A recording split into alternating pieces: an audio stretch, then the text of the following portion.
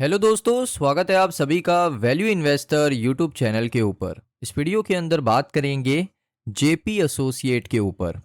देखिए दोस्तों, यहाँ पर खबर तो ऑलमोस्ट सभी को पता होनी चाहिए कि वेदांता ने आउटबिट कर दिया है अदानी ग्रुप को। जी हाँ दोस्तों, बिल्कुल सही सुना।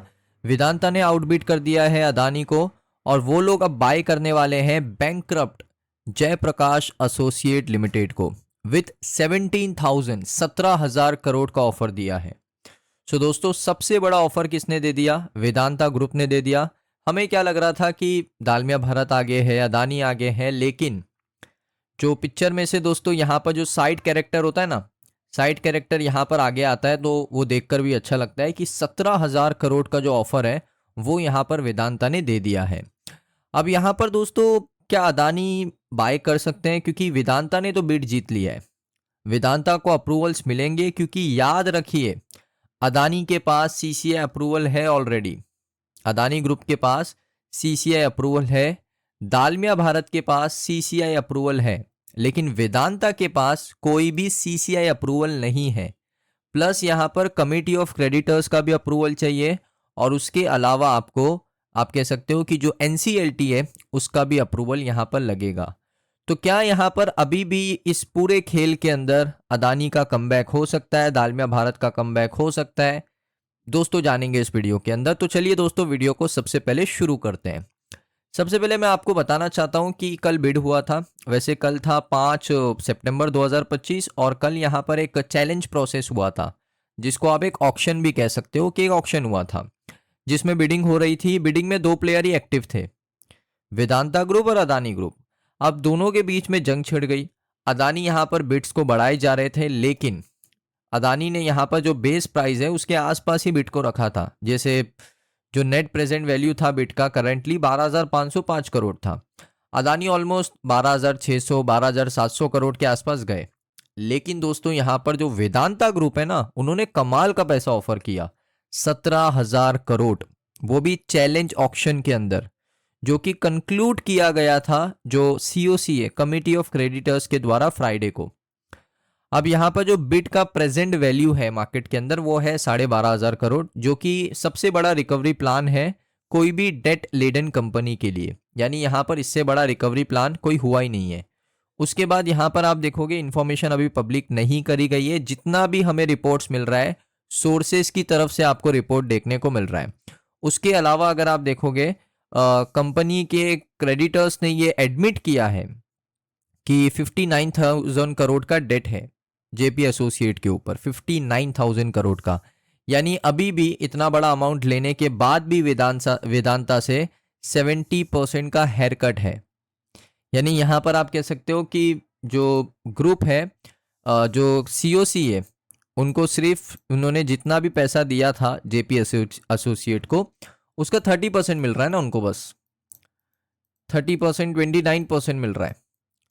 71% का तो हेयर कट है ना, डिस्काउंट मिल गया ना, वेदांता को मिला।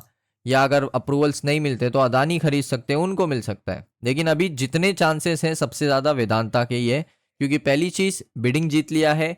अप्रूवल्स के लिए मुझे नहीं लगता टाइम लगेगा, सीसीआई का अप्रूवल मिल जाएगा, उसके बाद एनसीएलटी का अप्रूवल भी मिल जाएगा, सेबी का अप्रूवल भी मिल जाएगा। सारी चीज़ें अगर वेदांता अच्छे से प्रोसेस करता है और वेदांता ने जो बिड करी है उस बिड के ऊपर रहता है कि मुझे खरीदना ही है, तो वेदांता को जेपी एसोसिएट बाय करने से कोई भी नहीं रोक सकता। ये मैं आपको लिख कर देता हूं। अगर इनका मन बदला तो फिर ये लोग अप्रूवल नहीं लेंगे, फिर कोई और प्लेयर इसी प्राइस में या इससे कम थोड़े प्राइस में जेपी एसोसिएट को बाय करेगा, लेकिन उसके चांसेस ना के बराबर है। ऑक्शन के अंदर वेदांता और अदानी लगातार पार्टिसिपेट कर रहे थे, लगातार एक दूसरे की बिड्स को आउटबिड कर रहे थे। लेकिन जैसा मैंने आपको कहा कि इसमें दालमिया भारत, जिंदल पावर और पीएनसी इंफ्राटेक ये भी क्वालिफाइड थे इस प्रोसेस के लिए, लेकिन इन कंपनीज ने ऑक्शन में आना सही नहीं समझा। यानी फाइनल राउंड में ना दालमिया भारत बैठा है, ना जिंदल पावर आया है, ना पीएनसी इंफ्राटेक आया है। इन तीनों के पास भी ऑप्शन था कि ऑक्शन में आके बिड कर सकते थे, लेकिन इन्होंने ऐसा कुछ नहीं किया। फाइनल राउंड के अंदर जो फ्लोर प्राइस था, जो एक बेस प्राइस होता है कोई भी चीज़ का ऑक्शन के अंदर, कंपनी का बेस प्राइस था 12,000 करोड़, लेकिन बिड चला गया 17,000 करोड़ तक और वेदांता ने ये बिड को जीत लिया है। अब दोस्तों वेदांता देखिए, वेदांता का जो मेन बिजनेस है ना वो मेटल के अंदर है, स्टील के अंदर है, माइनिंग के अंदर है, ऑयल गैस, इस चीज के अंदर वेदांता अपना बिजनेस करता है। लेकिन अब वेदांता के पास ना कुछ अलग सेक्टर की कंपनीज आ रही है जिसमें उनको ऑफर क्या किया जा रहा है, सीमेंट, सीमेंट के अंदर वेदांता की एंट्री, इंफ्रास्ट्रक्चर सेक्टर के अंदर वेदांता की एंट्री। सो अगर आप देखोगे रियल एस्टेट वहां पर वेदांता की एंट्री। लेकिन देखिए अभी भी कुछ हर्डल पॉइंट्स है जो आपको कोई बताएगा नहीं, मैं बता रहा हूँ हर्डल पॉइंट क्या क्या है। अभी तक वेदांता ने ये चीज क्लियर नहीं करी है कि जो 17,000 करोड़ की बिड है जो उन्होंने करी ऑक्शन के अंदर, वो अनकंडीशनल है या उसके ऊपर कंडीशन लगी है। जो यहाँ पर एक लैंड डिस्प्यूट है, जेपी एसोसिएट का लैंड डिस्प्यूट है, उसके रिजल्ट के ऊपर ये बिड डिपेंड करेगी या नहीं। क्योंकि वेदांता ने पहले कहा था लैंड डिस्प्यूट बहुत बड़ा है, सुप्रीम कोर्ट का फैसला अगर जेपी एसोसिएट के फेवर में आता है तो वेदांता बाय करेगा, पहले उन्होंने ऐसा कहा था। तो वेदांता को ये क्लियर आउट करना पड़ेगा कि जो बिडिंग उन्होंने करी है वो कंडीशनल है या अनकंडीशनल है। अगर कंडीशनल है और अगर लैंड डिस्प्यूट का जो मामला है सुप्रीम कोर्ट जेपी एसोसिएट के फेवर में नहीं देता है तो वेदांता क्या यहां से रिटर्न चले जाएगा, उनको क्लियर आउट करना पड़ेगा। इसके ऊपर अभी भी क्वेश्चन मार्क है।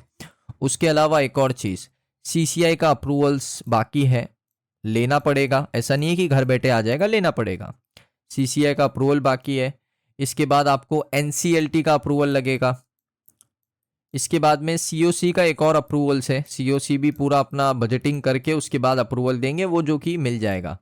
तो यहाँ पर ये सारे अप्रूवल्स अभी बाकी हैं। प्लस लैंड डिस्प्यूट के ऊपर मुझे अभी भी थोड़ा सा डाउट है, वो अगर एक बार क्लियर आउट होता है कि अगर जेपी एसोसिएट के फेवर में सुप्रीम कोर्ट डिसीजन नहीं भी देता है, फेवर में डिसीजन नहीं आता है, फिर भी वेदांता खरीदने के लिए तैयार है, यानी ये अनकंडीशनल बिड है, तो फिर यहाँ पर आप कह सकते हो कि ये वेदांता की कंपनी बनने वाली है। लेकिन लैंड डिस्प्यूट में अगर वेदांता ये कहता है कि नहीं, अगर फेवर नहीं मिलता है जेपी एसोसिएट को तो हम लोग बाय नहीं करने वाले, तो फिर यहां पर अदानी को ही देना पड़ेगा, क्योंकि उनका बिड शुरुआत से ही अनकंडीशनल रहा है टुवर्ड्स जेपी एसोसिएट। तो ये अभी बड़ी प्रॉब्लम से अप्रूवल्स बाकी है। ये कहना कि 100% वेदांता कंपनी ले गया, ये थोड़ा गलत है। इसमें अभी अप्रूवल्स है और वो जो लैंड डिस्प्यूट मैंने आपको समझाया है वो चीज़ है। वो चीज़ अगर क्लियर आउट हो जाती है तो फिर आप कह सकते हो कि 100% वेदांता ही जेपी एसोसिएट को बाय करेगा। लेकिन अभी भी स्लाइटली चांस है, अदानी, दालमिया, पीएनसी इंफ्राटेक, स्लाइटली चांस है अगर वेदांता पीछे हटता है तो। वरना अगर वेदांता नहीं हटता है पीछे, सारी चीज़ें मंजूर हैं, अनकंडीशनल बिड्स है, तो फिर यहाँ पर चीज़ें प्रोसेस होंगी और वेदांता ही इस कंपनी को ले जाएगी। सो दोस्तों ये वीडियो आपको कैसा लगा कमेंट सेक्शन में ज़रूर बताइए। अगर आपको वीडियो अच्छा लगा वीडियो को लाइक करें। मिलता हूँ नेक्स्ट वीडियो के अंदर।